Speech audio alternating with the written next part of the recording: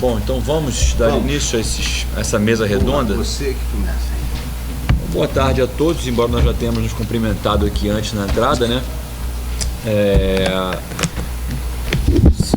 Com quórum amplo ou reduzido é sempre uma alegria, é sempre um prazer vir aqui ao EAB discutir assuntos de relevância nacional, grandes temas, seja de interesse da academia do direito, seja do ponto de vista político, as duas coisas, o que é muito comum. E o tema aqui de hoje não foge a essa regra, né? Temos aqui um tema que vem com um título que na verdade é uma provocação do nosso querido João Carlos Castelar, título de um artigo muito interessante que ele escreveu no Jornal do Comércio, na coluna do IAB, fazendo uma provocação com esta chamada de juízes sem rosto para julgar mascarados, né?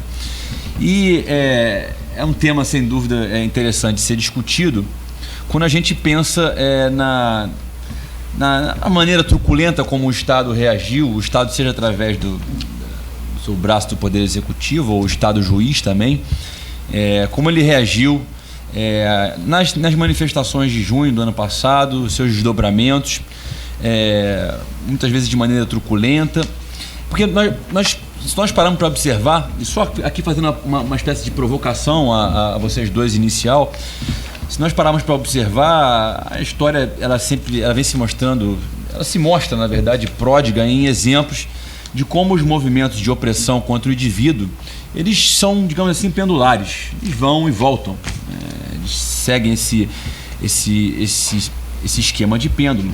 Então não precisa nem ir muito longe, seja no tempo, seja em ponto de vista territorial. No século passado, aqui no próprio Brasil, boa parte dele foi regido por ditaduras, gerando inclusive figuras que são vistas de certa forma com carisma, como é o caso de Getúlio Vargas.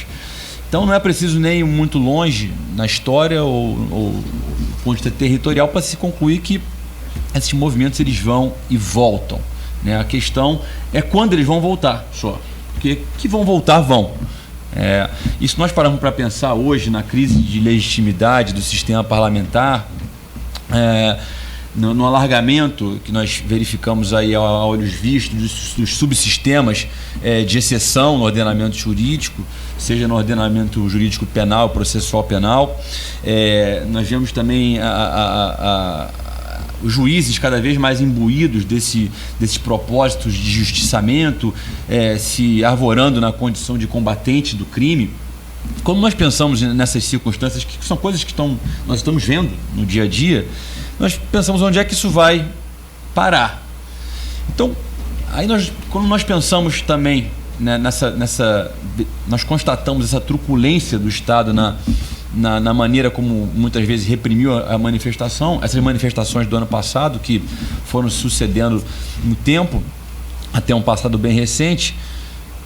É o caso de se pensar, nós estamos aí diante de um desses movimentos de opressão contra o indivíduo, mais uma vez ganhando corpo. Nós estamos aí diante será que nós podemos identificar subsistemas de exceção nesse contexto ganhando corpo? E esses dois tópicos que constam aqui do título da palestra, a figura do juízo sem rosto, criada aí pela lei 12.694 de 2012, seja a questão dos mascarados, que foi abordada na lei estadual,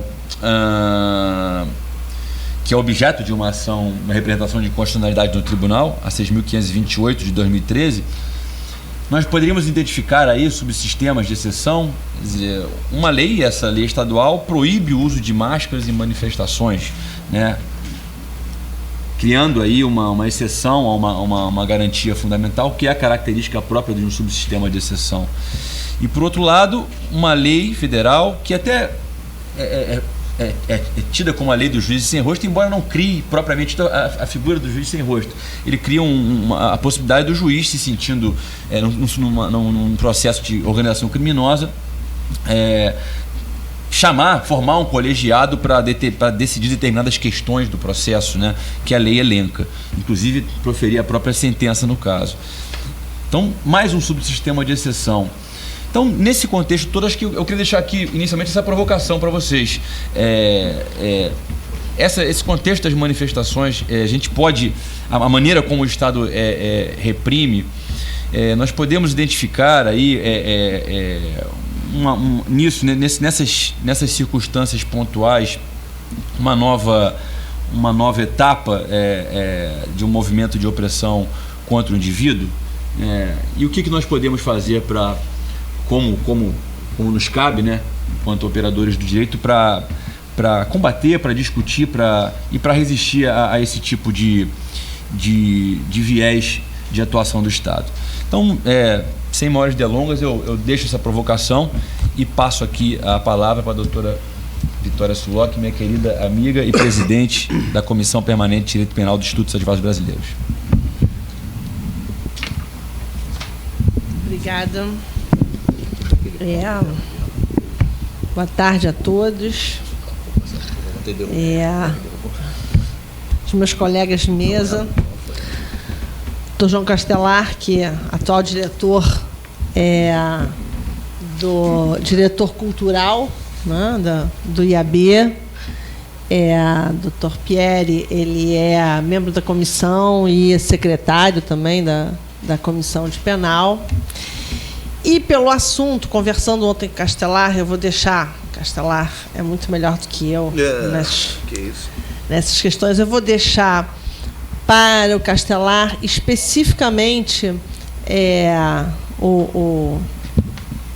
para que ele fale justamente da legislação, não só da associação criminosa, como também dos juízes sem rosto, porque isso realmente é um assunto. E eu queria, na minha fala, talvez fazendo um retrospecto, mas me centrar em cima do que politicamente sustenta a possibilidade de nós termos uma legislação nessa vertente. Juízes sem rosto, posso acrescentar prisões provisórias, posso acrescentar dispositivos de investigação invasiva e outros dispositivos que estão na mão do Estado enquanto o detentor do monopólio da força, da investigação, e o uso justamente que o Estado faz dessa sua enorme força, que não é só a força policial, mas também o poder judiciário, o poder executivo, onde está a força policial, e o próprio poder legislativo, que, no decorrer a partir das manifestações de 2013, casando com a história da FIFA e de todos os supostos grandes eventos, possibilitou que fossem criadas diversas leis, algumas contestadas por sua inconstitucionalidade, flagrante inconstitucionalidade, outras sendo aplicadas tranquilamente no nosso dia a dia, sob o manto da neutralidade da lei.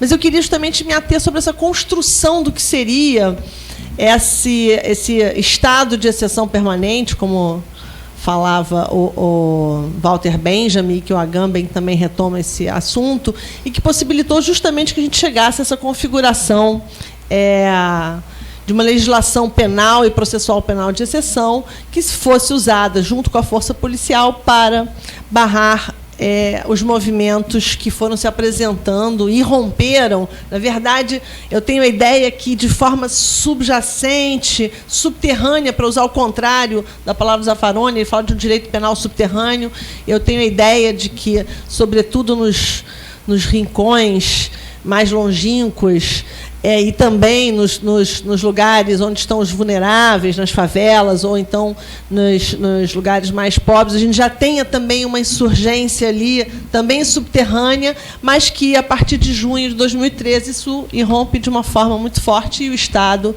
que nas favelas sempre agiu com o terror estatal, teve que usar esse terror também aqui no centro da cidade do Rio de Janeiro, na Avenida Paulista em São Paulo e em vários outros lugares. Então, eu queria ficar mais no âmbito político, né? E juntar também falar da... É lógico que juízes sem rosto julgando mascarados também significa falar de quanto essa legislação penal de emergência, processual penal e penal de emergência, ela também não tem os seus efeitos no que seria, digamos assim, o direito penal comum, né? Como é que essa brecha aberta para responder a determinado fato social, isso se espalha e vai ser aplicado em diversos outros casos, né? Aqui, no caso, eles se apropriaram de uma lei que eles já estavam ali tramitando, associação criminosa, para usar especificamente nesse caso, mas que é usado em todos os outros que tenham suposta organização criminosa. Então, eu queria um pouco falar justamente desse campo abstrato do direito, né, que é um campo, é um campo de luta político-ideológica por excelência, e no direito penal e no processo penal hoje é onde melhor nós podemos perceber essa dialética colocada entre Estado de Direito, Estado de Direito e Estado de Polícia. Ou seja, como é no campo do direito que se coloca essa ampliação ou restrição do Estado de Direito com o Estado de Polícia. O Zaffaroni nos diz que em todo Estado democrático de direito nós temos a semente do Estado de Polícia, e que cabe justamente às políticas públicas democráticas abafarem ao máximo o Estado de Polícia. Mas, à medida que esse Estado de Polícia vai ampliando o seu campo de atuação, ele vai diminuindo os elementos e vai sufocando o Estado democrático de direito. Então, essa tensão entre Estado democrático e Estado autoritário, né, na questão da ampliação e restrição, ela se mostra especialmente verificável no campo do direito penal e do processo penal. E, de outro lado, o poder punitivo, que sempre marcou a ferro seres humanos, desde a Inquisição, né? Desde a Inquisição, nós temos, literalmente, né? A Inquisição marcou a ferro, não, era queimado logo, virava cinza.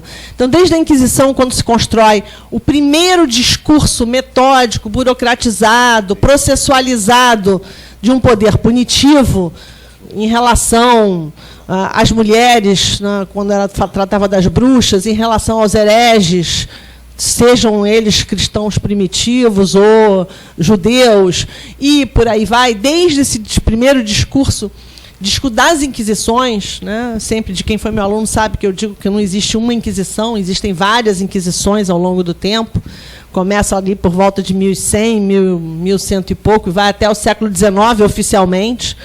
O Santo Ofício só acaba no século XIX e vira congregação para doutrina e fé, ou seja, não acaba, se transforma. Então, desde então, a gente assiste essa estrutura de um poder punitivo diferenciado e usado para que se controle os perigosos. E aí é que eu gostaria de, fazendo um salto enorme na história, da Inquisição, passando pelo iluminismo, que, lógico, é um grande avanço, mas não deixa de ter no próprio discurso do Beccaria o direito penal e processual penal humano, racional, proporcional, mas como instrumento de controle daqueles que, com seu livre-arbítrio, não se conformariam com a ordem dada pelo Estado. Então, o próprio iluminismo, que é um grande avanço em termos, lógicos, não destruição de corpos, né? A pena passa a ser a pena prisional por excelência, mas o próprio iluminismo guarda a característica de que o poder penal mesmo que em última ratio, é o poder a ser usado na hora que aquele incômodo, aquele que vai contestar a ordem dada, mesmo que uma ordem democraticamente, separação de poderes, etc., né, com seu livre-arbítrio, não se coloca dentro desse pacto, é o poder penal que vai entrar.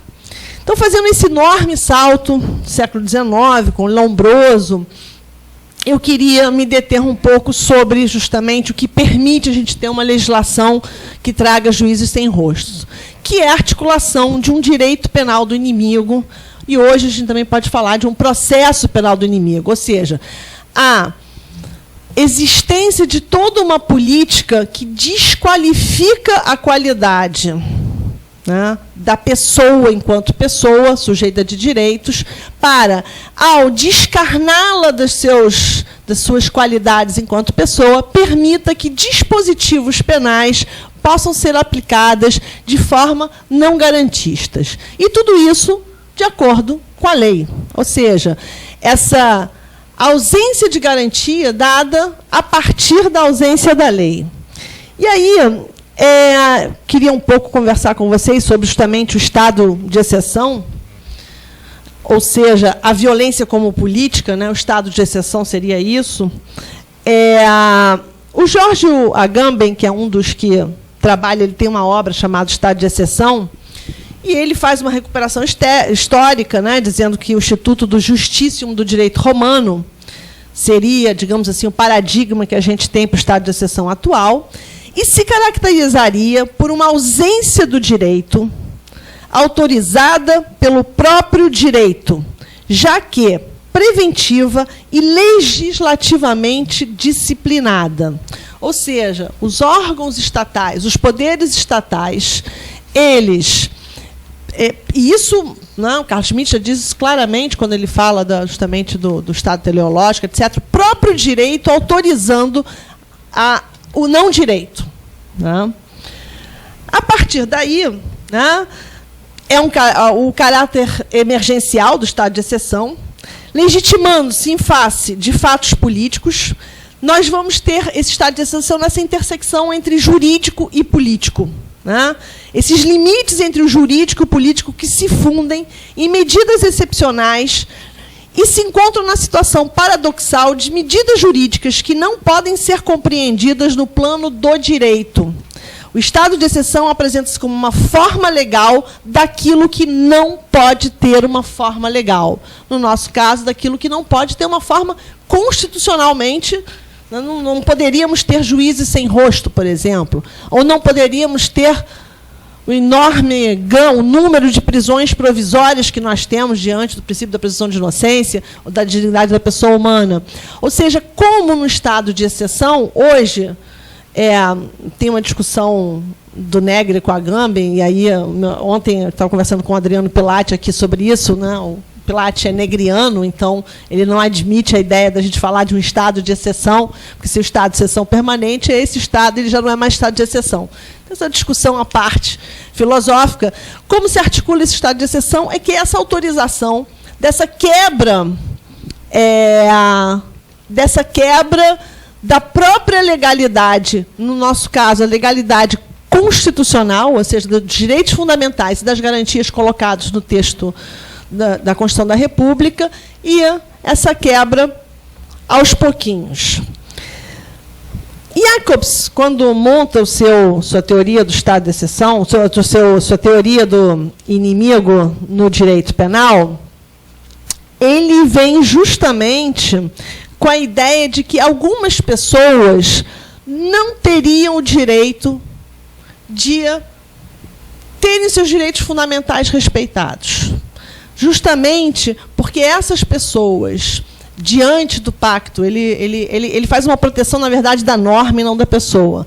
Diante do pacto, essas pessoas que não se colocam dentro da ordem estabelecida, que não se colocam, que não aceitam a ordem estabelecida, essas pessoas trazem em si uma periculosidade à ordem vigente, mesmo que a ordem democrática.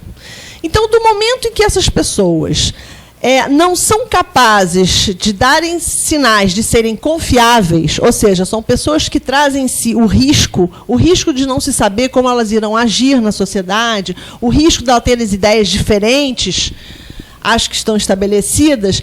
Essas pessoas portadoras desse risco seriam uma não pessoa, um não cidadão. Do momento que ele é um não cidadão, a elas são permitidos os dispositivos que fugiriam, que não estariam protegidos pelas garantias constitucionais. Então, no nosso caso dos manifestantes, o Castelar vai explicar melhor a questão do juiz sem rosto, mas, por exemplo, naquele que é uma pessoa considerada trazer risco para a sociedade, né, estão em associação criminosa para queimarem a Assembleia Legislativa, por exemplo. Aí, preventivamente, né, o dispositivo a ser aplicado é as barreiras do direito penal, elas avançam em cima, inclusive, da tentativa, coisa que para o direito penal do cidadão, para o Jacobs, seria impossível, né? Então, o cidadão, aquele que comete o delito comum, normal, não traz periculosidade, aí ele vai dessa regra. Tentativa branca, atos preparatórios, se não constituírem crime em si, não são puníveis. E aí, para o inimigo, não. Para o inimigo, essas barreiras de proteção que o direito penal traz e o processo penal traz, essas barreiras, elas avançam e, por exemplo, nós vamos ter a possibilidade da punição ou de um processo por uma tentativa que, no caso dos manifestantes, aqui a gente nem sabe se aconteceram. É porque em outubro, essa é uma das fatos investigados, em outubro do ano passado, talvez, quem sabe, alguém disse que eles teriam levado gasolina para a porta na escadaria lá da Câmara dos Vereadores na Cinelândia e teriam trazido o perigo de, 8 meses antes do inquérito, ou 8 meses antes das suas prisões, terem levado, talvez, quem sabe, um perigo à Câmara. Né? E aí isso se projeta na ideia do direito penal do inimigo, esse fato lá atrás, que não ocorreu, ele se projeta para o futuro e aí antecipa-se a barreira do controle penal, através do processo penal, no caso, as investigações todas que quebraram todos os limites toleráveis de garantias constitucionais, inclusive coitiva com interceptação telefônica de advogados, deferida pelo juízo, né? Além de prisões provisórias sem absolutamente nenhum fundamento, etc. Então, essa é a concepção, né, da ideia do Jacobs, que o Jacobs, até o Zaffaroni fala, ele nem faz isso de forma, digamos assim, o Zaffaroni chega a dizer no livro dele, O Inimigo no Direito Penal, que o Jacobs faz isso de forma ingênua, tentando barrar o avanço do direito penal em si, da expansão do direito penal. Mas a verdade é que, depois que você cria uma tese dessas e que ela é lançada no mundo jurídico, mas, sobretudo, no mundo político, como eu falei no início da fala, ela perde um pouco aquela intenção. Né? A minha intenção era barrar e ela ganha uma vida própria, que aí se espalha, né, não só no mundo político em relação às manifestações, mas o que a gente vê no Brasil em relação, por exemplo, à lei de drogas e a todas as barreiras antecipativas de lei de droga, proibição de fiança ou de liberdade provisória em determinados crimes, e toda a legislação penal e processual penal de emergência que a gente vem assistindo ao longo do tempo, culminando com a abominação que é o projeto de Código Penal que está aí. Então, a ideia, né, essa ideia da incerteza da conduta do sujeito, que tem o condão de despersonificá-lo, surgindo em seu lugar um indivíduo perigoso, uma não-pessoa, que deve, apenas por sua condição de periculosidade, ser concretamente impedido de qualquer ato pelo risco que poderá levar à sociedade. Esse ser perigoso que emerge no lugar da pessoa, justamente por não ter um comportamento presumidamente conforme a norma, é o inimigo. E aí esse inimigo, né, nascendo um direito penal do cidadão, um direito penal do inimigo, nós assistimos a todos os discursos dos políticos, do governador na época, e do comandante da polícia, e do chefe da segurança lá, do Beltrame, todos os discursos dizendo que o grande perigo dessas pessoas era justamente de não saberem o que elas iriam fazer nas manifestações, além do perigo de dano no patrimônio, aqueles discursos todos. Né? Esse direito penal e esse direito processual penal, né, do inimigo, ele está fundado nas ideias da defesa da sociedade dos bons. Eu pago meus impostos. Né? Quantas vezes a gente já não viu isso nas cartas dos leitores? Eu pago meus impostos, nunca quebrei nada, que absurdo esses rapaz, sou pessoa de bem, né? Então, esse direito penal do inimigo ele está fundado nessa diferença que vem desde a Inquisição, recuperando o discurso inquisitivo, do mal cósmico versus o bom sujeito, né, que cumpre a lei, eu sou cumpridor de lei e pagador de imposto. Né? E, justamente, é o direito do homem de bem, entre aspas, perante aquele mal que traz esse risco inominável à sociedade. Ou seja, os ideólogos da emergência ou do estado de exceção, eles vão se refugiar em cima de uma pretensa normalidade do direito. Hoje, o que a gente assiste nessa configuração do estado de exceção, voltando ao início da minha fala, é que é justamente através do direito, na sua neutralidade, é o que dizem, né? Na sua pseudoneutralidade, naquela ideia de que no campo neutro do direito todos são colocados igualmente, onde todos irão sofrer as consequências de seus atos, né, de forma igual. Então, a ideia de emergência ela vai trabalhar ao mesmo tempo com essa ideia de normalidade do direito. Então, você tem a exceção de um lado, mas essa exceção ela é admitida pelo próprio direito, que, por si, já está no campo da normalidade. Então, esse é o paradoxo que a gente vive hoje. Esse é o digamos assim, é o campo com que a tensão que nós temos que viver hoje, que é uma tensão política e jurídica, não é meramente jurídica, não existe o jurídico sem o político. Então, essa quebra dos limites do direito penal, né, essa ampliação do exercício do poder punitivo, com o consequente abandono da proporcionalidade, garantias, etc., ela vai estar diretamente ligada a essa tensão entre jurídico e político. E eu, já não me estendendo tanto, queria lembrar uma fala do Miguel Baldez, também, que ontem esteve aqui. Eu até tinha separado, mas depois eu não marquei com meu xizinho aqui. O Miguel Baldez, num texto que eu acho sensacional, é num opúsculo que ele escreveu num livro de processo civil em homenagem ao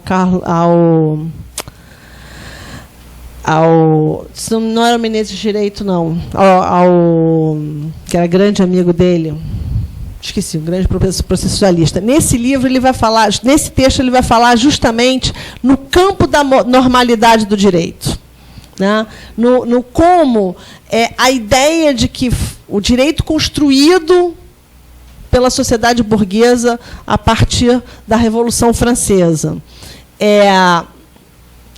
como a Revolução Francesa, logo após a tomada de poder da burguesia, ela descansa em cima do direito liberal, sem avançar em cima no campo dos direitos sociais, né? Onde ela cria esse instrumento do direito enquanto forma justamente de neutralizar e de abafar os conflitos sociais, né?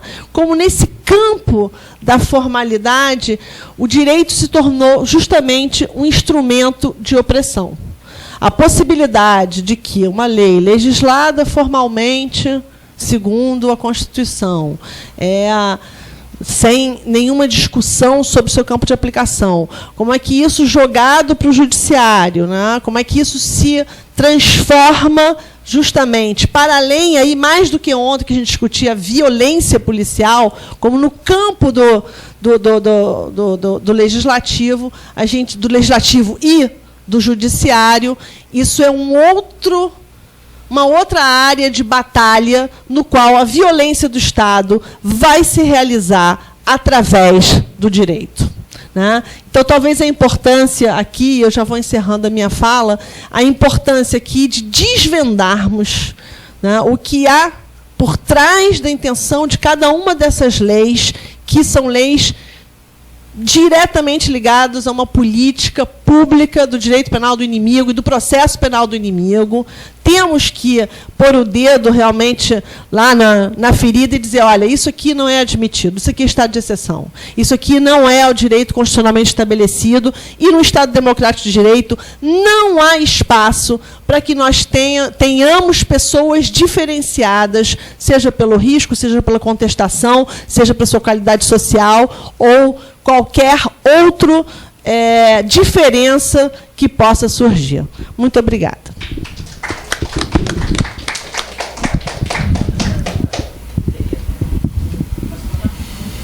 É melhor deixar para o final. Vamos deixar para o final.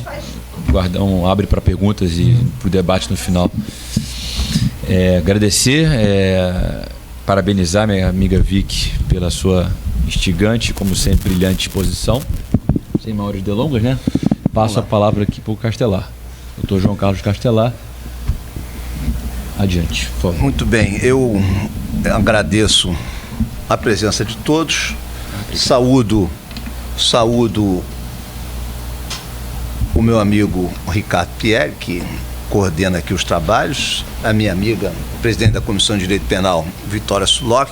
Registro a presença do presidente Cândido Oliveira, do presidente, presidente da Ordem e vice-presidente do Instituto, o nosso Fernando Drummond, diretor de biblioteca, diretora de sede, doutora Ludmila, e todos os presentes. Bem, eu de fato, quando eu tenho a responsabilidade pela organização desse seminário, então os títulos das palestras fui eu que bolei, e realmente eu resolvi fazer uma provocação com esses títulos, né? A de ontem e a de hoje, sobretudo. As demais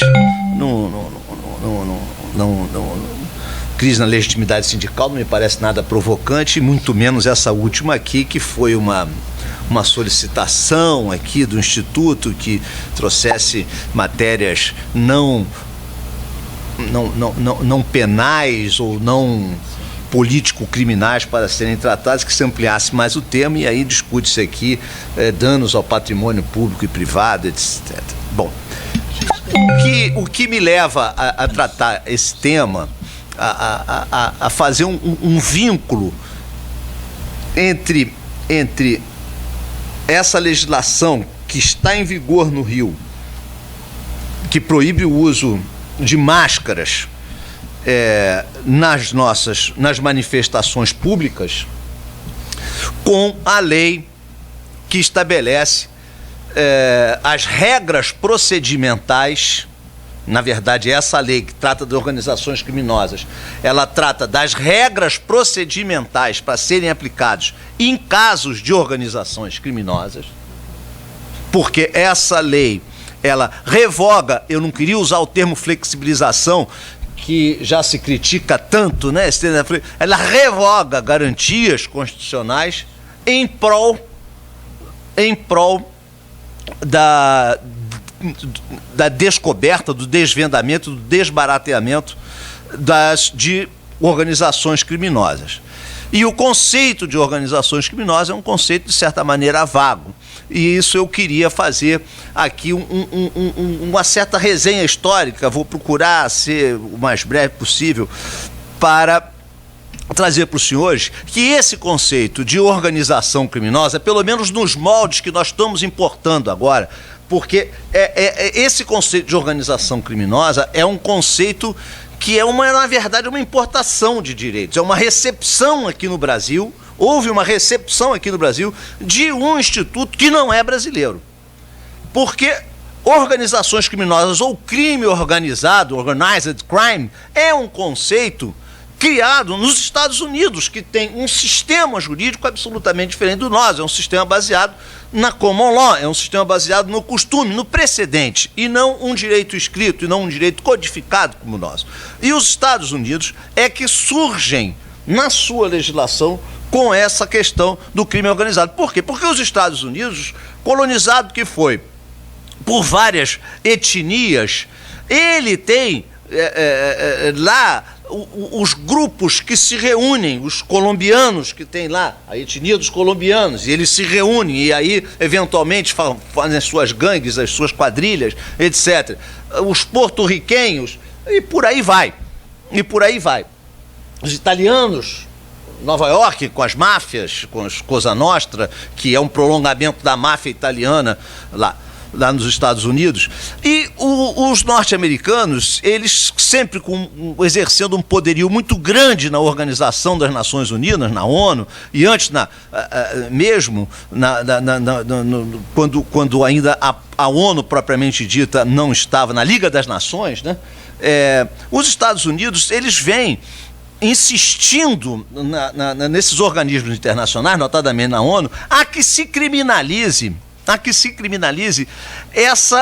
a organização, essa fase preparatória do ilícito, que seria a organização, basicamente no que diz respeito à droga. E desde que os americanos inventaram aquele Volstead Act, que era um ato proibicionista do uso de álcool e de outras drogas, porque o proibicionismo lá não era apenas do álcool, era de toda e qualquer droga, porque a cocaína era disseminada, a morfina era disseminada do mesmo jeito.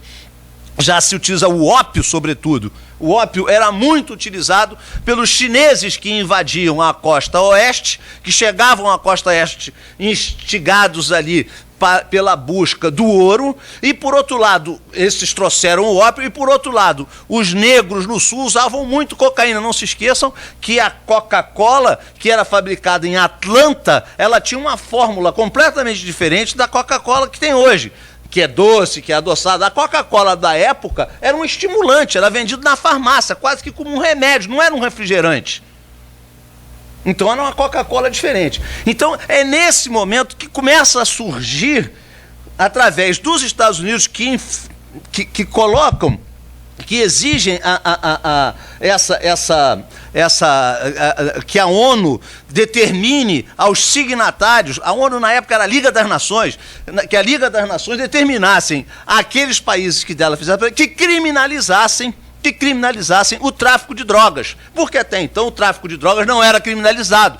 Nossa legislação penal, o Código de 1940, que foi gestado um pouco antes, não criminalizava o uso de drogas. Não criminalizava. O uso de drogas só era criminalizado, basicamente, quem sofria punições pelo tráfico. O uso não era criminalizado. O uso não era. Portar droga não era criminalizado.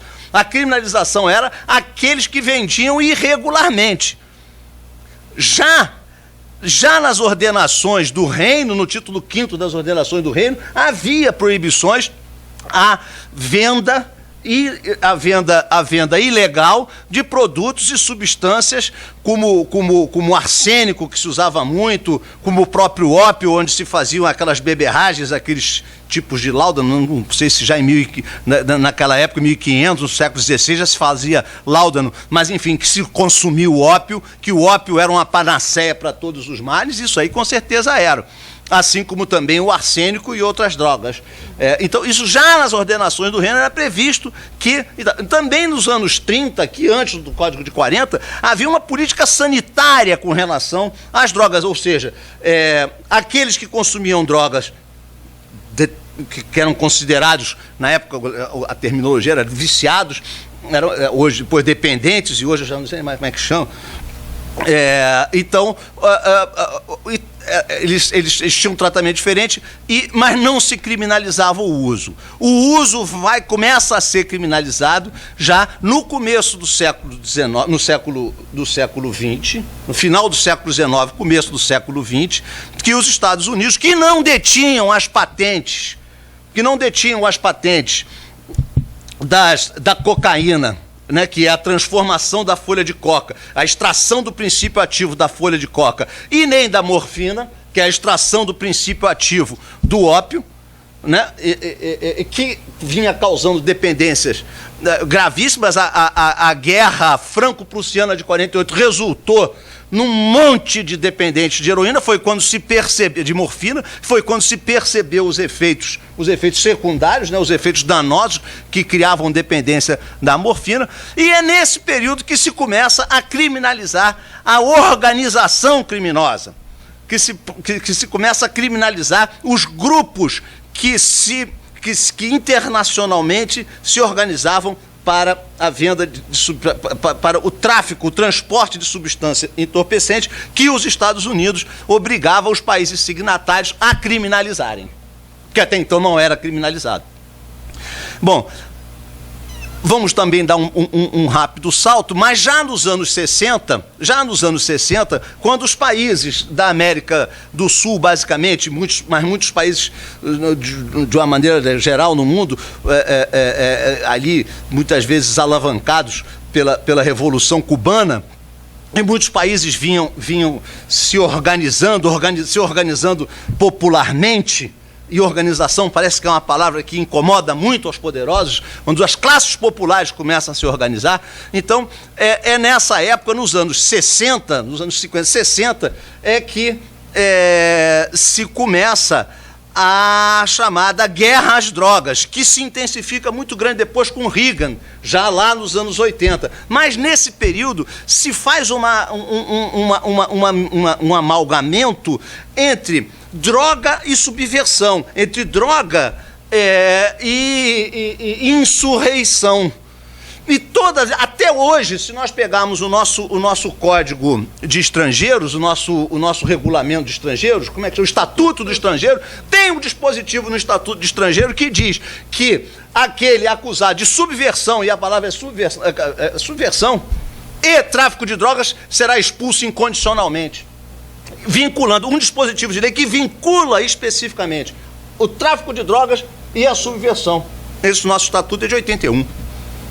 No Estatuto do Estrangeiro é de 81. Então, vejam, os senhores, que é nesse momento que se começa a tentar criminalizar a organização. A Lei de Segurança Nacional, interessante, a Lei de Segurança Nacional, o Decreto-Lei 898 de 69, eu procurei lá em casa esse dispositivo, mas acabei não achando. Mas o Decreto-Lei 898 de 69, baixado pela junta militar que governou o Brasil naquele período, Rademacher,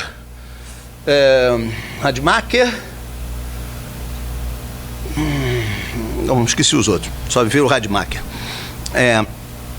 Governou. Eles baixaram, que tem um crime, é interessantíssimo o dispositivo, organizar ou tentar organizar. Quer dizer, a tentativa no próprio tipo, organizar ou tentar organizar partido político. Né? Então, já se punia ali, já se pretendia punir ali a organização.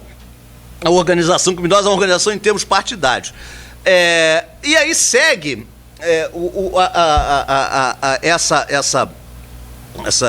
os norte-americanos insistindo nisso, até que em 1961, quando o Kennedy, né? O Kennedy, ele faz com que a ONU baixe uma normativa internacional sobre tráfico de entorpecentes, que é muito severa, e aí sim ele insere a questão da organização criminosa, que vem se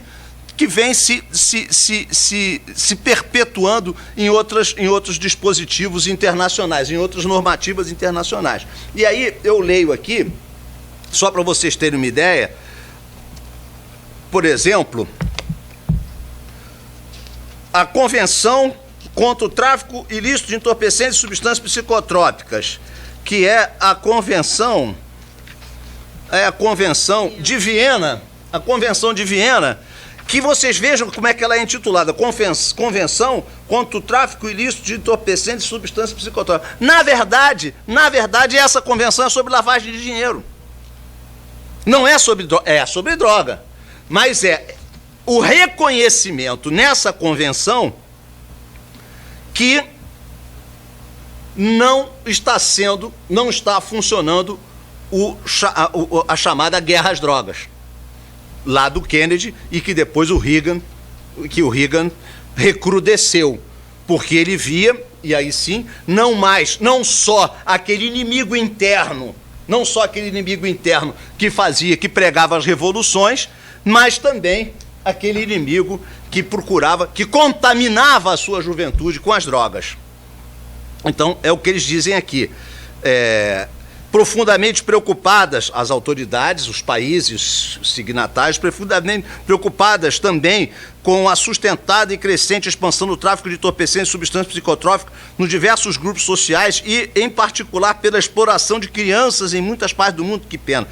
Tanto na qualidade de consumidores, como na condição de instrumentos utilizados na produção e na distribuição e no comércio de ilícito, o comércio ilícito de entorpecentes e substâncias psicotrópicas, o que constitui um perigo de gravidade incalculável. Ou seja, os norte-americanos, ao invés de mandarem dinheiro para aqueles países andinos ou lá para o Afeganistão, para estimular a produção de gêneros alimentícios e não a produção de papoula ou de ópio ou de coca aqui, eles mandavam dinheiro como? Mandavam dinheiro com expedições militares que, sob a capa de estarem essas expedições combatendo o tráfico de droga, na realidade estavam lá lutando com as Farc, lutando com os grupos de resistência da América Latina, com as forças revolucionárias que se insurgiam contra os governos, muitos dos quais ditatoriais.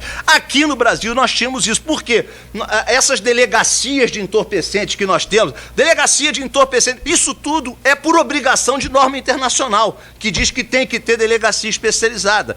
Da mesma forma que hoje nós temos delegacia de crime organizado, é porque tem convenção internacional dizendo isso. Então esse fenômeno de criminalização de organizações, ou seja, de criminalização de condutas que não são propriamente um crime, quer dizer, é organizar para a prática de um crime. Bom, organizar para a prática de um crime ainda não é praticar o crime. Então é uma antecipação da tutela penal. É uma antecipação da tutela penal. Mas então,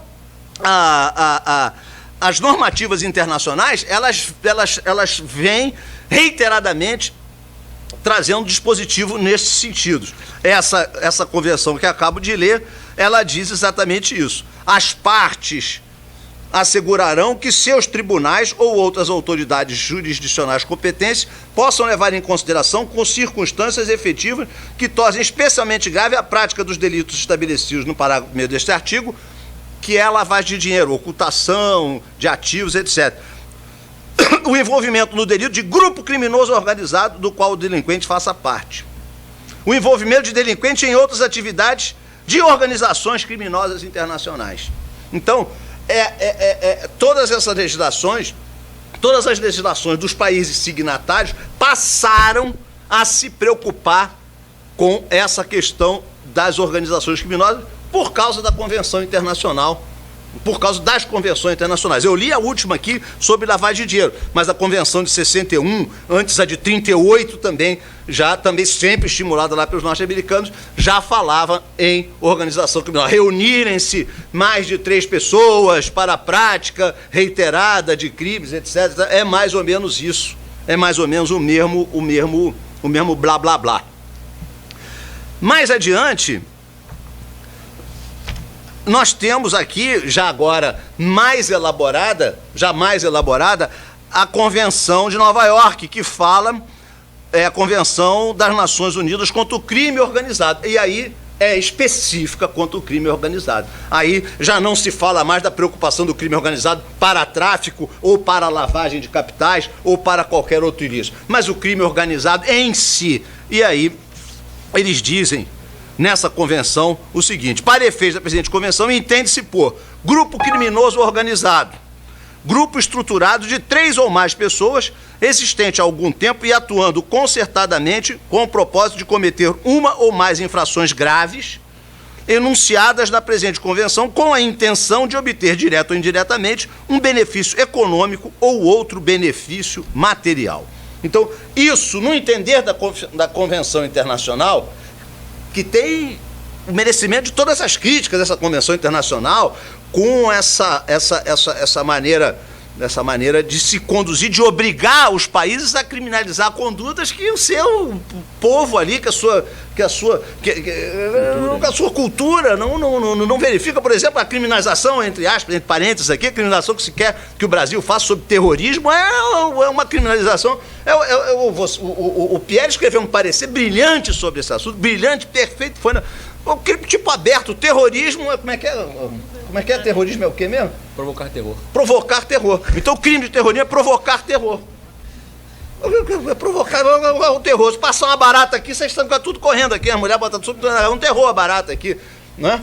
De 3 ou mais pessoas, estruturalmente ordenada e caracterizada pela divisão de tarefas, ainda que informalmente, com o objetivo de obter, direto ou indiretamente, vantagem de qualquer natureza, mediante a prática de crimes cuja pena máxima seja igual ou superior a 4 anos, ou que sejam de caráter transnacional. Pena superior a 4 anos é o furto. Se 4 pessoas aqui se organizarem para furtar galinhas,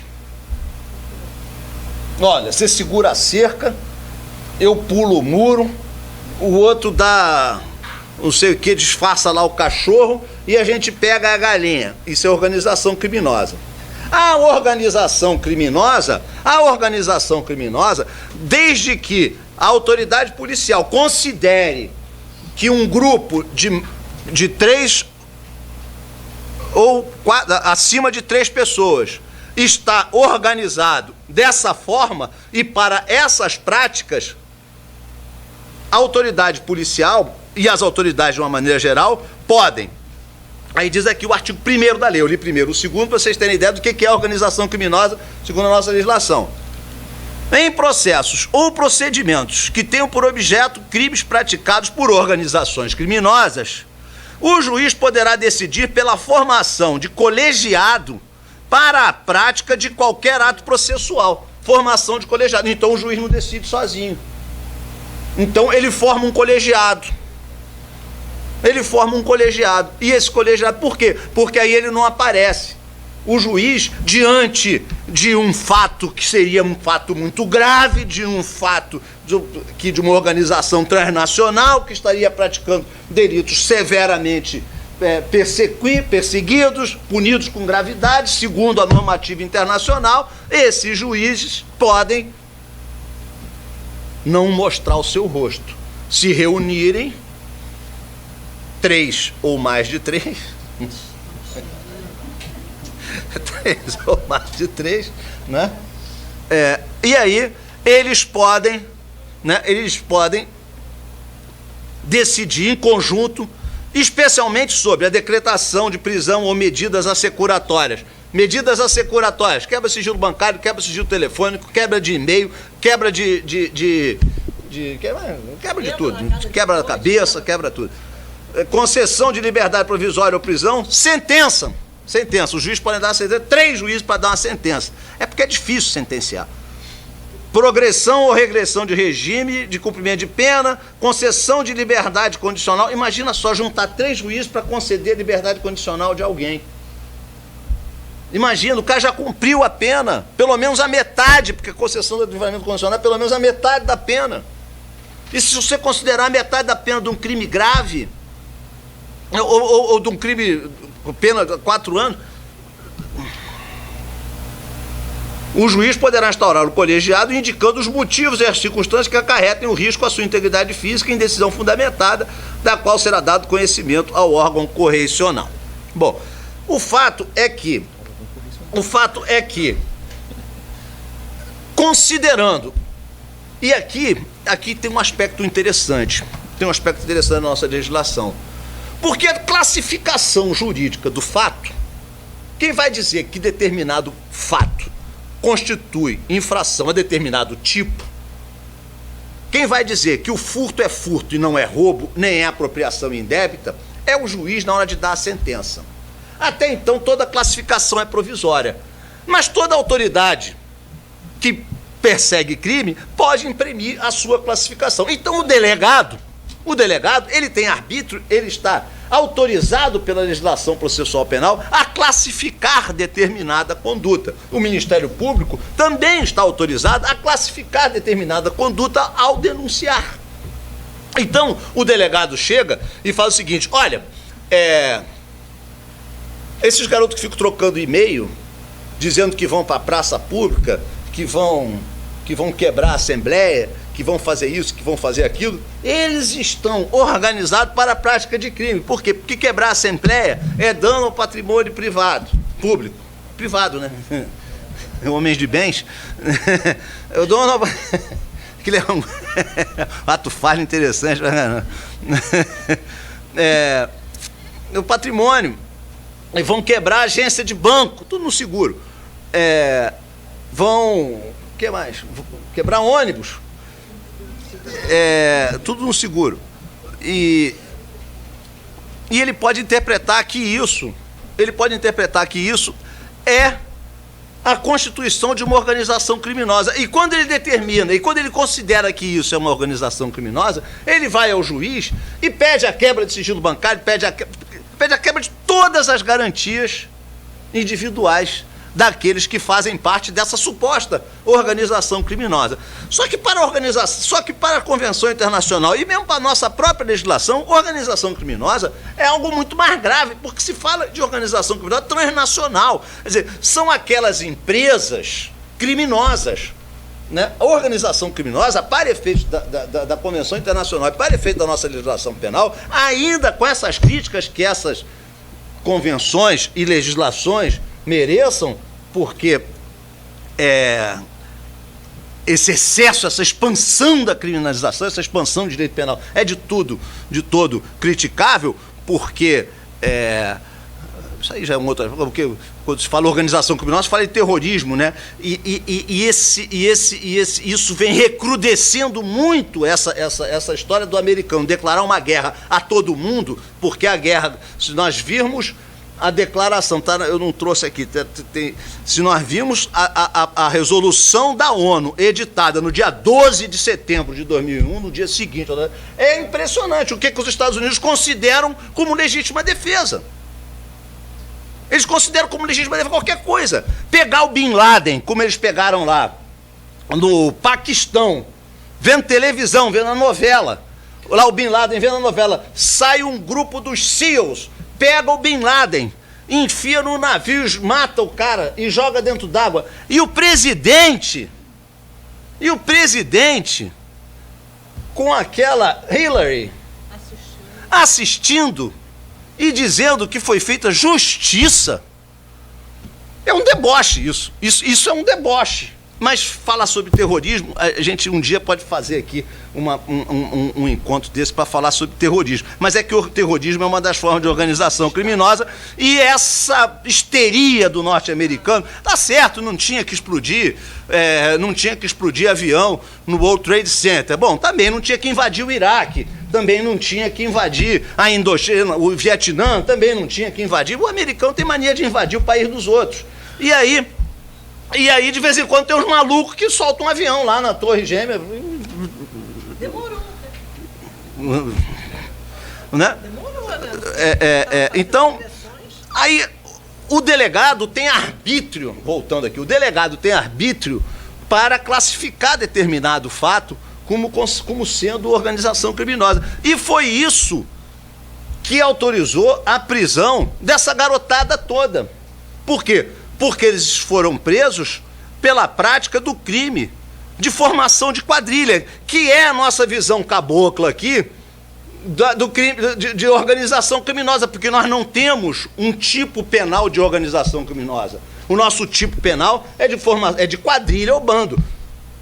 Quadrilha, segundo os doutrinadores, muito preciosistas com relação à nomenclatura, quadrilha é urbana e o bando seria rural, não é isso ou é o contrário? Eu não me lembro mais. O Nelson Green. O bando seria rural, quer dizer, seria o bando de Lampião e a quadrilha do cara de cavalo, né? Ou a quadrilha do escadinha. Então, isso era o que nós tínhamos no Código Penal e que funcionava muito bem até então, até que descobriram essa história de organização criminosa, que agora é uma panaceia para prender todo mundo, diz que faz parte de uma organização criminosa. E o curioso é que a jurisprudência vem se construindo nesse sentido e diz que a organização criminosa, para prender alguém como formador de quadrilha e mesmo de uma organização criminosa, Só basta um, porque podem dizer que os outros estão em processo de identificação. Então prende-se aqui o Lucas e diz que o Lucas está organizado com outras 3 pessoas, cujo nome a gente está descobrindo. E por isso que ele vai preso. E aí ele vai preso. Oferecem para ele a delação premiada. Tem até um advogado especialista agora aí, em delação premiada. É interessante, porque é uma especialidade nova do direito penal, de delação premiada. É um negócio, é uma criatividade. É muito, muito curioso isso. E aí, no meio dessa história toda, vem as manifestações, ou as jornadas, né, como o pessoal tem falado, as jornadas de junho de 2013. As jornadas de junho de 2013 botaram todos os governos em todas as instâncias de cabelo em pé, porque o povo foi para a rua. E o povo foi para a rua e aderiu, houve uma adesão popular enorme, os prédios jogando papel picado pela janela, quando a garotada passou lá pedindo o que não é só pelos 20 centavos, é por isso, por aquilo outro, muito embora as correntes hebraicas dissessem que era por causa dos 20 centavos mesmo. Aqui do IAB, né? Aqui do IAB. Essa era uma brincadeira que a gente fez aqui, que saiu até uma charge no jornal, que era o judeu dizendo assim, não, é pelos 20 centavos mesmo. Então, isso teve uma adesão popular muito grande e apavorou as várias instâncias de governo que começaram a perceber que precisavam de reprimir. Por quê? Porque não tinham resposta para aquelas reivindicações. Simplesmente não tinham resposta para aquelas reivindicações. Pode-se argumentar, não, mas tinha uns malucos que iam e faziam, que se infiltravam para quebrar, ou para destruir, ou para praticar atos que eles chamaram atos de vandalismo. Eu não sei. Por que não pegaram esses caras, pegaram os outros? Eu não sei se tinha ou se não tinha. Mas não se tem o seguinte, o diabo deu o caldeirão, mas não deu a tampa, né? O diabo deu o caldeirão, botou fogo no caldeirão, mas a tampa não fez, ele só fez o caldeirão, né? Então aí tiveram que inventar uma legislação e tiveram que torturar os tipos penais da formação de quadrilha, o artigo 288 do Código Penal, para criminalizar a conduta desses meninos e depois eu diria até que brilhante, né, ideia do governador Sérgio Cabral de criar essa lei, a lei da máscara, que o Instituto dos Advogados, registre-se, o Instituto dos Advogados se habilitou como amicus curiae numa ação de inconstitucionalidade que a Ordem dos Advogados entrou contra essa lei. O Instituto é amicus curiae nessa que está aqui no Tribunal de Justiça, relator desembargador Sérgio Verani, que trouxe essa lei. Agora, olha só que coisa curiosa. Olha só que coisa curiosa. Quando é que essa lei foi baixada? O dia da lei, 11 de setembro. 11 de setembro de 2013. É a lei. E também, do mesmo ano de 2013, é o decreto de garantia da lei e ordem. É o decreto de garantia da lei e ordem baixado pelo Ministério da Defesa. O ministro da Defesa, o nosso Amorim,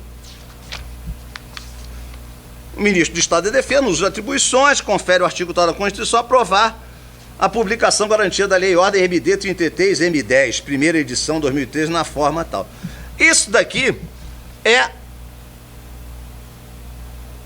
o arcabouço jurídico que autoriza as Forças Armadas a intervir em determinadas hipóteses de rebelião popular. É interessantíssimo. Tem um dispositivo aqui, eu estava mostrando aqui para o Pierre, que é muito interessante. Finalidade, então, dessa portaria aqui, esta publicação tem por finalidade de estabelecer orientações para o planejamento e o emprego das Forças Armadas em operações de garantia da lei e ordem, internamente. Que externamente é guerra, né? Bom, Haiti, né? Não é? Aí tem um dispositivo aqui que é interessante pra caramba, Drummond. Eu me lembrei tanto de você quando com aquele juizado aqueles juizados de grandes eventos, né? Nós temos um juizado de grandes eventos que é um juizado nômade. Tem um grande evento em Vargem Grande, instala-se um juizado lá. Tem um grande evento na Avenida Copacabana, Atlântica, instala-se um juizado lá. Tem um evento grande no centro, instala-se no centro. Só que esse juizado tem sede na Ilha do Governador e é móvel. O princípio, a garantia do juiz natural foi para as urtigas, porque você escolhe o juiz, vai botar lá, não, esse aqui é só ter um juiz amigo. E está distrito, aí a segunda vai assim. O advogado pode entrar, é dentro do evento. E Rock in Rio, que é um evento privado, o juizado é dentro. E se o seu cliente estiver preso, te liga lá de dentro. Estou preso aqui, doutor, acharam aqui uma ponta de maconha comigo aqui, como é que você vai entrar lá se o evento é pago? Compre ingresso. Não tem mais, tem que achar um cambista. Aí é o teu cliente. Aí tem que achar um cambista, ou então pular o muro, aí vai preso. Mas olha que interessante o que diz essa normativa aqui, esse artigo aqui. Considerando a natureza e a finalidade das ações de garantia da lei e da ordem, a participação de representantes dos órgãos do Poder Judiciário no apoio ao planejamento e à execução das operações será de suma importância. Acabou, né? Acabou. Você chama o desembargador que vai julgar um eventual ilícito aqui de abuso de autoridade. Então, o desembargador, não, mas peraí, pô, a gente organizou isso aqui, não é que nada. Estado de exceção. Estado de exceção. E aí diz aqui, eles chamam de forças oponentes. Forças oponentes. Milico tem mania de sigla, né? Em OPGLO, ou seja, em operações de garantia de lei e ordem, está aqui, OPGLO, não existe a caracterização de inimigo, esse inimigo que a Vitória falou, na forma clássica das operações militares. Porém, torna-se importante o conhecimento e a correta caracterização das forças que deverão ser objeto de atenção e acompanhamento e, possivelmente, enfrentamento durante a condução das operações. É o Exatamente. É o FOPN. FOPN. Aí, dentro desse espectro, pode-se encontrar, dentre outros, os seguintes agentes de FOPN. Movimentos ou organizações. Olha lá, mas olha aqui, vem de novo essa história aqui. Movimentos ou organizações. Organizações criminosas, quadrilhas de traficantes de drogas, contrabandistas de armas e munições de grupos armados, etc. Etc. Pessoas ou grupos de pessoas ou organizações atuando na forma de segmentos autônomos ou infiltrados em entidades, instituições, organizações ou em OSP. Esse eu já não sei o que é. OSP, né? Organização Sociais Populares. Sociais Populares, provocando ou instalando ações radicais e violentas. Sem terra. Sem terra vai invadir o conjunto aqui da Telemar. É isso aqui. Organização popular. Bota lá o exército para tirar com base nisso aqui, por organização popular. E aí mistura a organização popular com a organização criminosa. É aquele amalgamento que tinha lá atrás, quando se faz a Lei de Segurança Nacional, que fala em organização de partido, ou tentativa. Então, essa estratégia, que é uma estratégia curiosa, porque a retórica que é subjacente a isso é muito interessante. Por quê? Porque a retórica diz que estão assegurados. A retórica que faz o preâmbulo dessa lei aqui da máscara, ela é um bombom envenenado. É um bombom envenenado, porque ela diz o seguinte, parágrafo único aqui, é livre a manifestação do pensamento, sendo vedado o anonimato. Então, ele proíbe o uso de máscara, porque a Constituição veda o anonimato. Mas o anonimato não é com relação a isso, é com relação à ofensa individual. Então, se eu vou para a televisão e digo que o Zé Bedeu é corno, eu estou praticando a injúria. E eu não posso... eu estou praticando a injúria, certo? E ele, o corno, tem o direito de me acionar no cível para pegar a reparação do dano e criminalmente, para me punir. Mas, por isso, eu não posso fazer isso sem me identificar. Agora, a manifestação, que é um movimento de massa, é um movimento popular, ele não tem uma individualização, ele é justamente o grupo. E esse grupo pode ir todo de preto, todo de branco, pelado, porque tem manifestação que o fato do sujeito estar pelado é que é a manifestação, não é? Porque é contra, sei lá, o uso de não sei o quê, né? De peles de animais, aí faz uma manifestação nu. A gente vê muito na Europa, lá, aqui a gente vai pelado para a praia, né? Então, a máscara pode ser a manifestação em si. A máscara pode ser a manifestação. E nós temos essa tradição, os nossos índios se mascaram, se pintam, né? Não só quando vão para a guerra, nossos carnavais são com máscaras, faz-se máscara até do Joaquim Barbosa, fizeram máscara. A máscara do mascarado.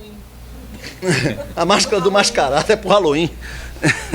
Então, eu quis fazer essa provocação e fiz aqui uma porção de outras provocações, procurei levar aqui essa palestra mais para um lado histriônico do que propriamente para um lado jurídico, troço meio chato, meio cacete aqui, ficar lendo artigo de lei, mas eu queria mostrar que com essas brincadeiras e pegando esses dispositivos aqui, que nós estamos vivendo o que a Vicky falou, que nós estamos vivendo o estado de exceção. E numa democracia, quer dizer, se considerar a democracia é um método, a democracia nada mais é do que um método de se tomar decisões, né? É um método. Uma democracia não é uma ordem, não é a ordem econômica. Os Estados Unidos vão implantar a democracia, não. Eles vão implantar a ordem econômica, eles não vão implantar a democracia. Vão implantar uma determinada ordem econômica, né? É diferente. Quando eles invadem, né? Então, nós estamos com esse tipo de legislação que é extremamente aberta, que autoriza o delegado a considerar que um grupo de 4 pessoas forma uma organização criminosa e essa organização criminosa pode ser perseguida com a quebra de todas as garantias individuais, não são todas as garantias individuais. Isso é um AI-5, que na cabeça do delegado ele pode instaurar. E depois vem a nossa legislação aqui sobre máscara, que proíbe os manifestantes de usarem máscaras nas manifestações, para que eles possam ser mais facilmente identificados individualmente e não como um coletivo e não como um grupo de protesto acerca ou contra determinada, enfim, política de governo ou lá o que seja. Então, é muito preocupante isso. A ideia de trazer essa discussão aqui para o Instituto dos Advogados, que é um instituto tradicional, é um instituto que tem 171 anos. 171 anos. E não é uma fraude. É 171, mas não é fraude. Justamente para imprimir aqui a preocupação dos juristas, dos advogados, sobretudo, com esse estado de coisas. Fazer aqui, no Instituto dos Advogados, esse debate acerca desse tema, que é essa legislação que vem cada vez mais restringindo a liberdade de cada um de se manifestar, de ter a sua individualidade preservada, enfim, de exercer a democracia e de ser efetivamente livre. Eu agradeço a paciência de vocês e termino por aqui. Congratulo, saúdo meu querido colega Dr. João Carlos Castelar pela não menos percussiente e instigante exposição. Vi que alguma... Ele lembrou uma frase aqui, exatamente o que ele falou aqui. Como no direito penal, aqui, Como no direito penal do inimigo substantivo, também neste âmbito que ocorre é que estas medidas não têm lugar fora do direito. Os imputados, na medida em que se intervém em seu âmbito, são excluídos de seu direito, mas o Estado elimina os direitos de modo juridicamente ordenado. E essa frase, o Estado elimina direitos de modo juridicamente ordenado. Não é algo... Né? É o cause bit. Bom, superadas aqui as exposições, encerradas as exposições, abro a oportunidade dos colegas formularem perguntas ou então dar início ao debate. E acredito que tem 2 colegas aqui que fiquem à vontade, por favor. O Fernando também. Inicialmente, eu gostaria de dar os parabéns, né? Dar os parabéns aí aos 2 ilustres palestrantes, né? E agradecer essa oportunidade da gente escutar direito penal, né? Porque, para mim, eu larguei o direito penal, né? Eu tinha um professor, né, na faculdade... Mas um dia ele pode te pegar. Eu sei. Eu fiquei lá na área civil, né? Fiquei na área civil. Mas eu tive um professor na faculdade que disse... Eu era apaixonada pelo direito penal, fui aluna do Roberto Lira, frequentava a casa do Roberto Lira, com um grupo, né, de colegas, a dona Sofia, a esposa dele, depois servia um lanchinho. E eu era apaixonada pelo direito penal. Mas acabei seguindo a área civil. Então, foi maravilhosa, ambas foram maravilhosas as conferências e trouxeram muitas informações e provocações também, né? Começando aí pelo Dr. Castelar, né, a provocação, né, que ele colocou o Bin Laden, né, a execução, né, o julgamento, né, e aí eu pensei na Hannah Arendt, no Eichmann, né, no julgamento do Eichmann, que também praticamente, né, a história se repete, né, quer dizer, assim como ocorreu com o Bin Laden, né, também já tinha ocorrido, né, com o Eichmann em Jerusalém, né? E que a Hannah Arendt, os judeus não gostam da Hannah Arendt, porque ela vai ao julgamento, escreve, né? E ela faz comentários com toda a sensatez, né, de que aquilo foi um absurdo. Ali não houve, né, defesa, não houve nada, foi uma execução, né? E também com relação à professora Vitória, né, eu também fiquei assim,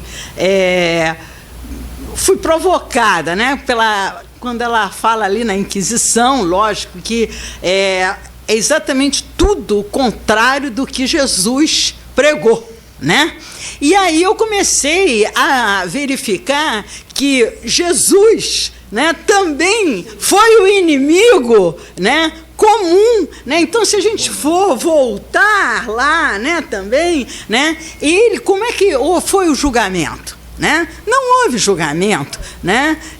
Quer dizer, ele não estava dentro da ordem constituída, né? Ele veio, né? Jesus homem, né? Veio e começou a dizer, não, as mulheres podem andar para lá e para cá comigo, para onde eu for, elas vão também, né? Então, quer dizer, na verdade, ele era o inimigo, né? Ele foi punido exatamente porque ele quebrou, né, essa situação da sociedade, né, e eu achei muito interessante, porque aí comecei a pensar, né, em toda aquela sociedade da época, né, quando ele fala que dai a César o que é de César, e a Deus o que é de Deus, com relação aos fariseus, com relação à mulher adúltera, né, tudo isso chocava, né, e aí o que ocorre, né, ele é sacrificado, eliminado, né, da forma mais sumária, né, e muitas vezes eu sei, o Estado é laico, cada um tem a sua religião e deve ser respeitado na sua manifestação, né? E também até mesmo em ser ateu, não querer nenhum crucifixo, mas o crucifixo, muitas vezes, aquele que quer colocar no seu gabinete, né? É uma amostra, né, de um julgamento injusto, né, do inimigo, porque ele, na época, foi tido como inimigo, né? E aí dá perfeitamente para fazer, né, mutatis mutandis, né, o que está ocorrendo e vem ocorrendo durante toda a humanidade, né? E eu queria agradecer imensamente aí essa oportunidade de ouvi-los, né, e vou procurar ser mais assídua, né, para voltar a me lembrar do direito penal, que é tão importante. Muito obrigada. Lembrando, tem um texto do Dostoiévski que eu acho emblemático, que se chama O Inquisidor. Nesse texto, o inquisidor Mor vai, não me lembro que cidade espanhola, e lá ele encontra um homem simples sentado na igreja e começa a conversar com esse homem simples. E esse homem simples começa a expor suas ideias. O inquisidor começa a adverti-lo. Mas, se o senhor continuar, o senhor vai ser o primeiro a sofrer o processo inquisitorial. Essa pessoa nada mais era do que Jesus. A conclusão que a gente chega é assim: na Inquisição, Jesus seria um dos primeiros a ser queimado. Porque o que muito se fala, né? Lógico que a gente não pode confundir o que é do espiritual com o que é do temporal, mas é inegável, até João Paulo II pediu perdão público por todas as atrocidades cometidas durante as Inquisições. Grande verdade, quando a Igreja abandona o seu papel espiritual e cai no poder, né, temporal, no poder, né, da riqueza, do poder de controlar, é quando ela justamente perde a sua perspectiva cristã, perde a perspectiva mais importante dos ensinamentos cristãos e envereda pelo caminho do autoritarismo. Na seara penal e processual penal, o que se tem é o seguinte, é que essas inquisições, na forma como elas foram articuladas no processo penal canônico, no processo penal, não na questão civilista nem nada, mas no processual penal, segundo Zaffaroni, o primeiro discurso punitivo da história. É um discurso... Porque antes você tinha a questão da punição como própria questão de Cristo, né? Aquele processo, uma eliminação do seu inimigo.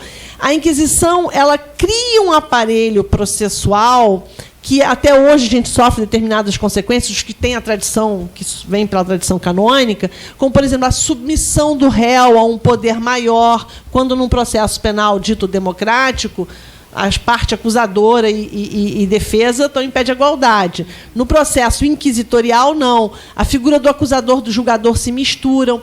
Então, abstraindo da questão religiosa, a Inquisição, enquanto um processo, um dispositivo jurídico penal, nos legou determinadas permanências aí que são complicadas até hoje, né? Mais alguém? Desculpa, boa tarde. Meu nome é Celeste Gontijo, eu sou mineira, ativista, turismóloga, trabalho com eventos.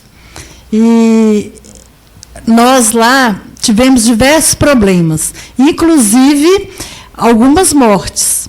2 jovens caíram de um viaduto chamado Zé Alencar, no dia 26 de junho, e eles morreram. Como ativista, eu sempre fui ativista, desde os anos 70. Eu falo que eu aprendi que meu irmão fazia medicina em 68, e nós tínhamos em casa aquela aflição, porque a escola de medicina era onde que os estudantes todos corriam, porque ela era mais próxima ao centro da cidade. Então, quando havia alguma apreensão, todos eles iam para lá, porque dentro da universidade, por ser federal, a polícia militar não podia ir. E eu morava no interior, mas a gente sofria para saber o que o irmão estava... E eu acho que eu sou ativista desde pequeno por isso. Bom, enfim, eu fui convidada para vir aqui, estou muito satisfeita, parabéns. É bacana ouvir vocês falarem de uma forma inteligente, esclarecer.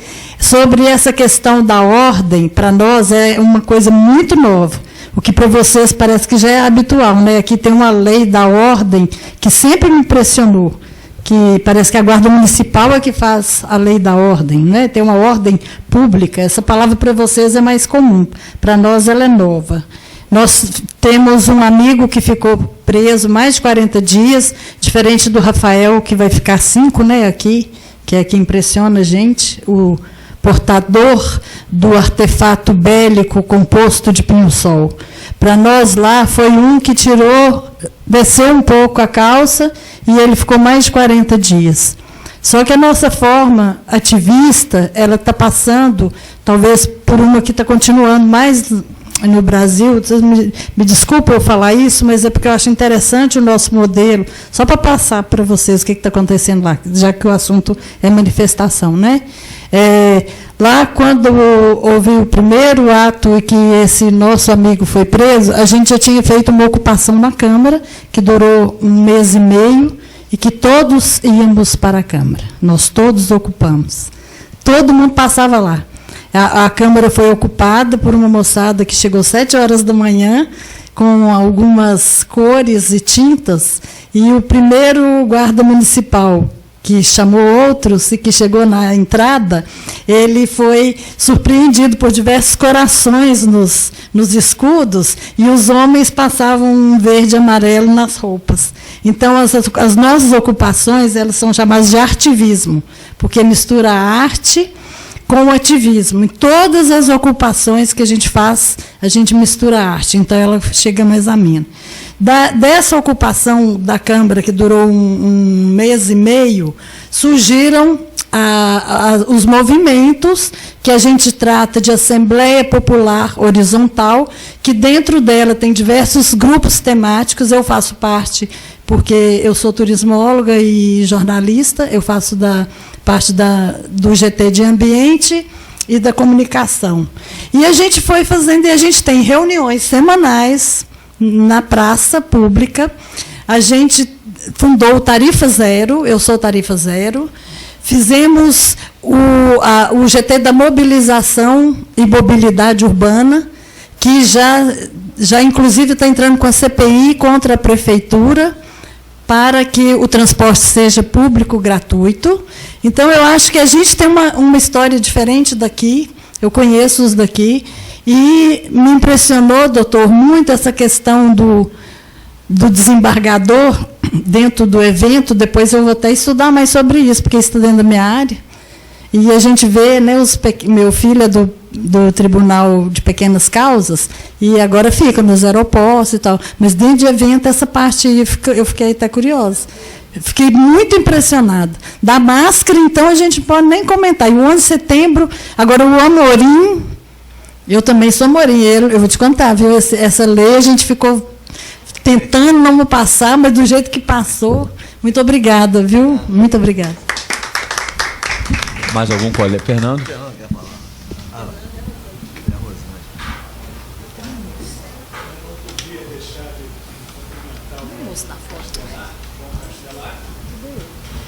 Tá ligado.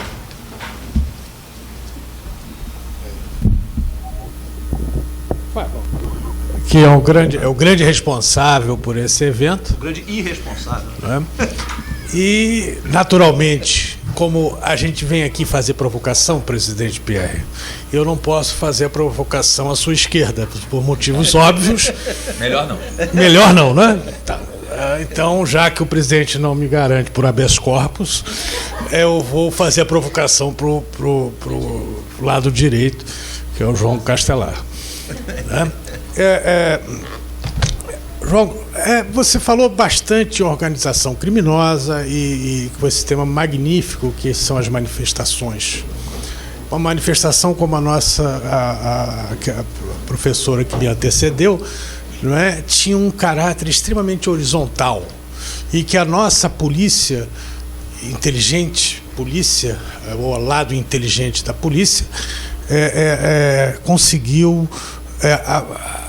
a chegar a um grande suspeito, que é o Bakunin. E aí eu queria entender como você aplicaria a organização criminosa dentro dessas organizações horizontais chefiadas por Bakunin, ainda que espiritualmente. Não é?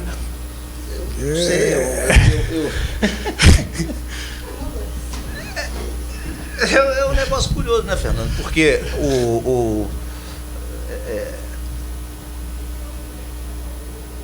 acho que foi o Luiz Guilherme Vieira que falou uma vez que agora tem um novo tipo de jurista, né? Que é o hermeneuta de grampo telefônico, né?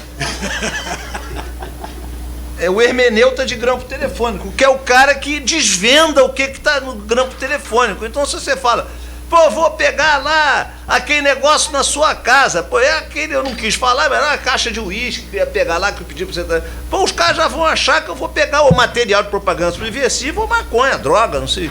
Então, teve um cliente meu que o nome dele é Rocha. O nome dele é Rocha. E aí tem o seguinte, tem um caso de corrupção. Olha, então, eu vou pegar aí o Rocha e levo ele para lá. O hermeneuta entendeu que era lanche e não Rocha, e que lanche significava grana. E não, era o Rocha que tinha que ser pego e levado para algum lugar, e não o lanche que equivalia a ser dinheiro. Então fizeram um samba de maluco lá, e que resultou na prisão. Daí o grande perigo que eu vejo, né, no grampo telefônico indiscriminado. Além do que, o grampo telefônico ele atenta contra a garantia de você não fazer prova contra você mesmo. Porque quando você fala no telefone, você fala despreocupado, porque você sabe que o interlocutor que você está falando, né, é um amigo seu. Então você pode falar que praticou o adultério, pode falar que praticou não sei o que, praticou não sei o que lá. Então, o grampo telefone é muito grave. Por quê? Porque ele viola essa garantia constitucional de você não produzir prova contra você mesmo. Por isso é que o grampo telefônico é uma prova muito complicada, muito difícil de se aceitar como. Por quê? Porque ela é intrinsecamente violadora de garantia constitucional. E daí aparece o Bakunin, né? A gente fala do Bakunin, não, do Bakunin, e o hermeneuta telefônico vai lá e manda fazer busca e apreensão na casa do Bakunin. Um possível suspeito. O marco teórico virou suspeito. É isso aí. Mais algum colega gostaria de fazer Só para parabenizar a professora Vitória Sobacelar. E seria uma temeridade, todos sabem que a minha área é outra, mas principalmente para fazer uma relação com a área com a qual eu trabalho, que é de direito urbanístico e direito à cidade. E não é novidade nenhuma um processo histórico contínuo de exclusão e de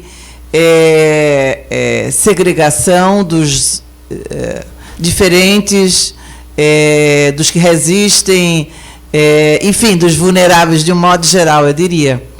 Mas resta um desafio aqui para nós no IAB e na academia mais ainda, mas embora agora já tenhamos esse desafio, já tenho com uma porta aberta com a colega que nos precede, que é se existem essas construções normativas, né, que vem pontualmente, não vou falar em casuísmo, porque seria um lugar comum, né, que vem pontualmente numa perspectiva de dar um respaldo político-jurídico para um estado de exceção, vou trabalhar com os conceitos da mesa, nós ficamos com a obrigação de ver qual é a dimensão da eficácia social dessa norma e como vamos dizer, resistir à eficácia social dessa norma. E não é só uma questão teórica, é uma questão prática também, digamos assim, uma questão de atitude de vida, não é? Então, essa é a lição que eu levo. Obrigada. Agradeço a participação de todos os colegas. Só uma reflexão final aqui para encerrar os trabalhos. Depois de ouvir aqui doutora Vitória Sulock, doutor Castelar, vim aqui pensando, né? Eu que sou de 77, nasci em 77, estou com... Quando que eu fui preso. Pois é. Eu estou com 37, não tive oportunidade, né? Mas não vivi o ambiente de opressão da época da ditadura no Brasil. Mas, militando com direito penal e processo penal e estudando sobre o tema, ouvindo os colegas que viveram a época, me ocorre, e diante sobre tudo que nós conversamos aqui hoje, me ocorre que existe pelo menos um aspecto positivo daqueles tempos, né? Pelo menos uma coisa ocorria às claras, era um estado de exceção, você sabia disso, para valer. O que ocorria, a gente sabia que eram situações que ocorriam à margem do ordenamento jurídico, a látera da lei, era uma situação de exceção. E hoje, como a Vicky falou aqui, nós vemos no próprio direito a fonte da exceção, e uma fonte supostamente legítima, e que as próprias pessoas parecem estar dispostas a aceitar tudo aquilo, porque o crime organizado avança, as instituições democráticas têm dificuldade de conter esse avanço, e cria-se um ambiente de legitimidade em torno dessas medidas de exceção todas. Diversas medidas que implicam em violações de garantias constitucionais. Como você falou, Castelar, essa lei não é uma flexibilização, tem que realmente tocar na ferida. Isso não é flexibilização de garantia. Essa lei de juiz sem rosto, ela suprime a garantia do juiz natural. Não é uma mera flexibilização, que é uma coisa meio rósea, assim, né? Estamos flexibilizando, que bom, né? Então, isso é o que me parece mais preocupante. São medidas que antes eram feitas à látera do ordenamento jurídico, agora estão acobertadas pelo ordenamento jurídico. Medidas contra as quais muitas pessoas lutaram naquela época, hoje em dia as pessoas estão aplaudindo e pedindo mais. Então, eu vejo daí uma onda uma nova onda de opressão contra o indivíduo ganhando corpo. E o importante, quando essa onda ela está se espalhando, parece não haver uma consciência disso difusa. Pelo contrário, parece haver uma certa aceitação ou talvez, não sei se por ignorância, mas parece haver uma aceitação e as pessoas pedem mais. Então, cabe a nós aqui tentar criar uma consciência em torno disso, porque quando a hora chegar, nós vamos precisar não de juízes punitivos ou juízes que se veem como agente de combate ao crime, mas sim juízes e pessoas que têm consciência da importância dessas garantias, o que elas significam para o indivíduo, né? Então, são essas, apenas um pensamento, uma reflexão final. Agradecendo mais uma vez o doutor João Castelar, parabenizando pela organização do evento, a doutora Vitória Sulock também, agradecendo a presença de todos e a participação de vocês também. Dou por encerrado os trabalhos. Muito bem.